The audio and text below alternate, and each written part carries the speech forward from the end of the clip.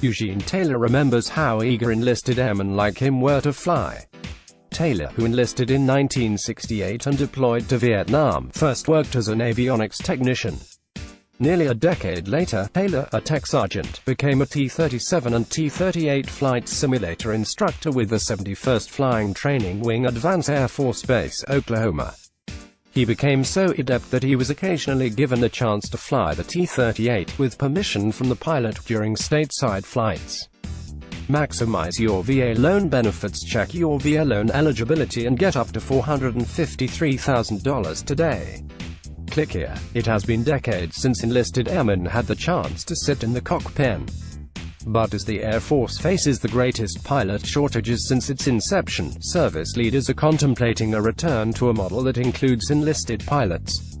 A RAND Corp study, set to be completed this month, is exploring the feasibility of bringing back a warrant officer corps for that purpose. And another, separate Air Force study is examining, in part, whether enlisted pilots could benefit from new high-tech training that leverages artificial intelligence and simulation. With these moves, the Air Force is inching just a few steps closer to someday getting enlisted airmen back in the cockpit on a formal basis, for the first time since World War II. We have enlisted airmen in our Guard and Reserve component who have private pilots' licenses and fly for the airlines. So it's not a matter of can they do it, or having the smarts or the capability, it's just a matter of us, as an Air Force, deciding that that's a route that we want to take, said Chief Master Sergeant Calatho Wright, the 18th Chief Master Sergeant of the Air Force. Military.com sat down with the service's top enlisted leader last month to talk about enlisted aviators and reinstituting the warrant officer program.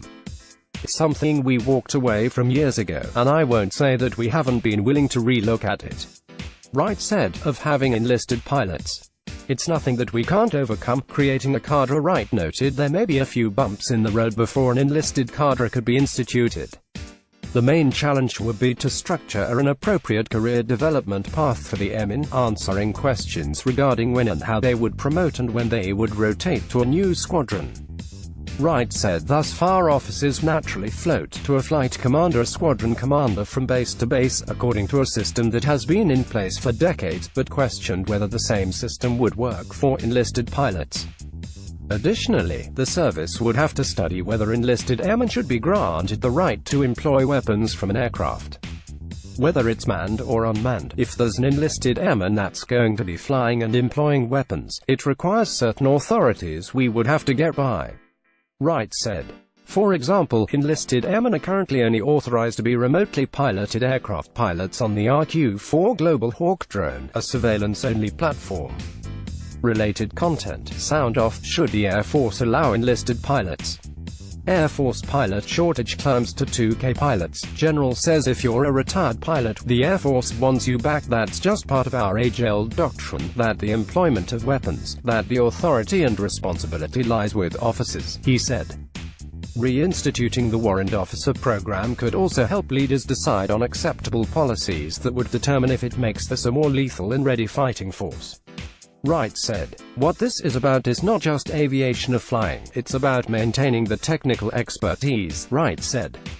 In some cases, having warrant officers will allow us retain the talent and keep those folks doing what they love. The Air Force in the past has commissioned studies to look into bringing back warrant officers, with another study from RAND, a non-profit institution that provides research and analysis studies on public policy, on the way. The Air Force is partnering with RAND for a study on the feasibility of warrant officers, and we are projecting a completion by the end of March, Air Force spokeswoman Captain Kathleen Atanasoff told Military.com last month. Last month, the Air Force began a separate study on whether it could benefit from someday allowing enlisted pilots. Air Education and Training Command said the study, called the Pilot Training Next Initiative, explores how pilots can learn and train faster, by using existing and emerging technologies that can decrease the time and cost of training, but with the same depth of understanding to produce quality pilots. That includes using virtual reality simulation and AI to get airmen in an aircraft faster, with the potential of expanding the streamlined training. The study is expected to conclude in August, in hopes of advancing all 20 students in the program, 15 officers and 5 enlisted airmen. foundation of skills. Taylor, the Vietnam-era airman, served in the 341X1 career field for T-37 and T-38 trainers, which would quickly disappear once the Air Force reasoned enlisted personnel were needed elsewhere. Once airmen were taught scenarios in a classroom, they would go to him to practice the maneuvers in the simulator. I was one of those people as an enlisted instructor, and it was the best job I ever had, Taylor said in a recent interview with Military.com. Through months of simulation tech school paired with his past experience working on planes, Taylor had gained the skills he needed to know the aircraft. Taylor's instructor career field, however, dissolved only a year later, and he moved back into avionics at Columbus Air Force Base, Mississippi. But he remembers his flight time and experience with the T-37 and T-38 fondly. As a master avionics superintendent, I did get to fly in the back seat of the T-38 aircraft 6 times to perform aircraft maintenance at off-station sites, he said. I told the pilot that I was a flight simulator instructor pilot at Vance. And when I flew, the pilot would say, "You know how to fly this, you do it," so I would. Taylor said. Taylor recalled flying the aircraft from Columbus to MacDill Air Force Base, Florida. I then repaired another T-38 from our base and flew the aircraft back to Columbus. The pilot made the takeoff and landing on both legs of the flight, but I did all radio calls and navigation, he said. Taylor would fly similar routes twice more with the same pilot. So yes, enlisted people can definitely perform the job, he said. According to a 1992 paper for the Air Force Enlisted Heritage Research Institute, the 341X1 and 341X2 career fields born out of very early service ideals that enlisted members should work side by side with officer pilots, were analog and digital trainer specialists. The fields were part of the larger aircrew training devices 34XXX specialty. The contributions of the enlisted men and women in the training devices career field were great, noted the paper, written by Air Force student Senior Master Sergeant Ors of the Senior Non-Commissioned Officer Academy. From its very beginning in 1939 until its end in the late 80s, the 34XXX was an entirely enlisted career field. All maintenance and operations were performed by highly skilled personnel. Every aircraft in the Air Force inventory had a simulator associated with it, and enlisted members were there to operate and maintain it. How many people realize that for nearly 50 years those pilots received much of the initial training on the ground from enlisted soldiers and airmen? WERH is asked. Taylor suggested the career field closed because the service didn't want enlisted troops to get to that next level, flying among officers. The service, he said, also had an abundance of pilots at the time.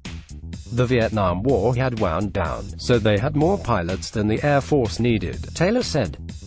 By taking away the enlisted instructors, it let them use the pilots that were qualified to fly the T-38 instead of kicking them out of the service. But there are many who believe that enlisted airmen, in some capacity, deserve the chance to once again get up in the air. Rooted in history before the Air Force became a breakout service independent of the Army, enlisted pilots were known as flying sergeants, receiving a promotion to staff sergeant once they completed pilot training. Enlisted pilots, in one form or another, date back to 1912. But it wasn't until 1941, when Congress passed the Air Corps Act of 1926 and Public Law 99, that enlisted troops were able to receive qualified training. We never thought about whether we wanted to be an enlisted pilot or an officer pilot, said retired Air Force Brig General Edward Wengler, a former enlisted pilot.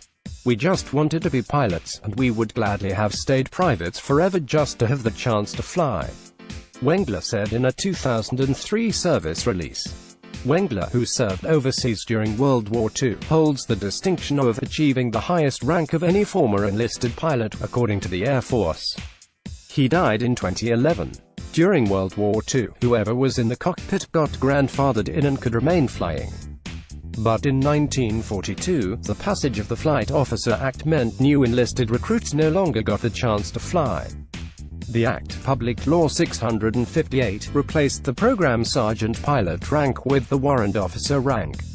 When the Air Force was created in 1947 out of the Army Air Forces, it would bring more than 1,000 legacy warrant officers in.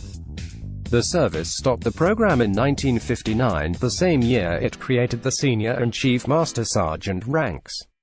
The last warrant officer would retire from active duty in 1980. With more than 3,000 enlisted sergeant pilots throughout the service's history, 11 of them would become generals and 17 would become flying aces, according to information from the Air Force. More than 150 enlisted pilots would be killed in action. Our careers as enlisted pilots made us better men and gave us opportunities later in the civilian world that we never would have been offered, Wengler said in 2003. You focus on warrant officers. If the Air Force is so very concerned about the pilot shortage, they should consider warrant officers in the transport pilot, flight engineer, boom operator and drone pilot fields, said Will Stafford, a former staff sergeant with similar maintenance, tech and simulator experiences as Taylor. While in the Air Force in the 1970s and 80s, Stafford, outside of his military duties, would fly smaller aircraft such as Cessna 310s, Beechcraft Model 18s and some Douglas DC-3s. On his own, he would eventually become qualified on 25 different makes and models of fixed-wing aircraft, he told Military.com. If the Air Force wants the veteran airmen and airwomen to return, then they had better look at how it has squandered the talent, training and dedication that many of us had, and make some serious changes, beginning with a restart of the Warrant Officer Corps. Stafford said, referencing the Air Force's initiative to bring back retirees into staff-rated positions to balance out the ongoing pilot shortage. This is cost-effective, and many professional fully rated civilian pilots who have military experience would have no problem, he said. Stafford has tried, unsuccessfully, to start a White House petition on whitehouse.org to get the administration's attention about reinstituting the Warrant Officer Corps. He has even tried to petition the Air Force directly by writing to then Air Force Chief of Staff Gen. Norton A. Schwartz, who Stafford got the chance to meet and work with when Schwartz was just a captain.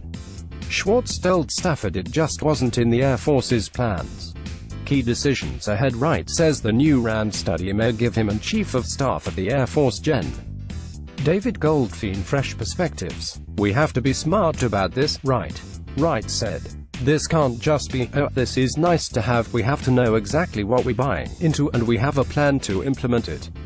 Wright said cost-benefit analysis would play into the decision. I'm looking to learn, and the boss Goldfein is looking to learn, again, that simple question, will this make us a more lethal force? Will it make us more efficient? Wright said. There is a chance through the RAND study and through some of our internal studies that the evidence reveals and the analysis reveals that warrant officers won't move the needle that much, he said. While Wright said it's hard to say when enlisted pilots or a warrant officer program may come back into the Air Force's ranks, he believes the feat can be achieved in roughly 5 to 10 years. I think it would help with shortages in career fields, I think it would help with retention, I think it would help with career development. Now there's nothing that says that within our current system we can't do that same thing. But if you're asking me what the obvious benefits are, he said, I think it's a good thing. Oriana Paulik can be reached at oriana.paulik@military.com. Follow her on Twitter at Oriana0214. Play video. Play move to current time 0-100, duration time 2:10 loaded, 0% 0-100 progress, 0% 0-100 progress, 0% stream type live remaining time -2 to 10 playback rate 1 chapters descriptions off, selected descriptions subtitles off, selected subtitles captions settings, opens captions settings dialog captions off, selected captions audio track full screen share. This is a modal window. Caption settings dialog beginning of dialog window. Escape or cancel and close the window. Close modal dialog. This is a modal window. This modal can be closed by pressing the escape key or activating the close button.